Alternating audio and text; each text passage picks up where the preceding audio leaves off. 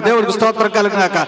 అది దేవుడు దావీదు జీవితంలో చేశాడు. అందుకే దావీదు అన్నాడు, అంతమంది శత్రువుని తలదన్ని పైకి వెళ్ళాడు దావీదు. అందుకే దావీదు అన్నాడు, నేను దేవుని దగ్గర సహనముతో కనిపెట్టుకున్నాను. దేవుడికి స్తోత్రం కలుగుగాక. అర్థమైందా? దావీదు ఎక్కడో గొర్రెలను కాచుకునే స్థాయిలో నుండి కొన్ని లక్షల మంది ఇజ్రాయెల్ ప్రజల్ని నడిపించేవాటి గొప్ప రాజుగా, ఆ తర్వాత చక్రవర్తిగా దీవించబడడానికి కారణం ఏంటో తెలుసా?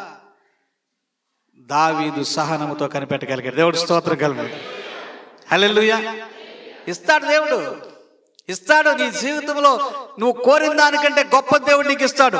నువ్వు అడిగిన దానికంటే అధికమైన దేవుడు నీకు ఇస్తాడు. నువ్వు ఊహించిన దానికంటే అద్భుతం దేవుడు నీ జీవితంలో చేస్తాడు. నువ్వు అడగకపోయినా కూడా నిన్ను ఒక ఉన్నతమైన స్థితిలో దేవుడు నిలబెట్టాలని దేవుడు ఆశ, ఆలోచన కలిగి ఉన్నాడు.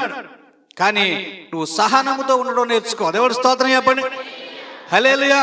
నువ్వు కనిపెట్టు దేవుడి దగ్గర సహనముతో. నా దేవుడు చేయగల సమర్థుడు, నా దేవుడు ఇవ్వగలవాడు, నా దేవుడికి ఏది అసాధ్యము లేదు, నా దేవుడు తలుచుకుంటే ఆయన ఎప్పుడైనా ఇస్తాడని నువ్వు సహనముతో దేవుడి దగ్గర కనిపెడితే నువ్వు ఊహించిన దానికంటే గొప్ప కార్యం దేవుడు నీ పట్ల జరిగిస్తాడు. దేవుడు స్తోత్రం కలుగును.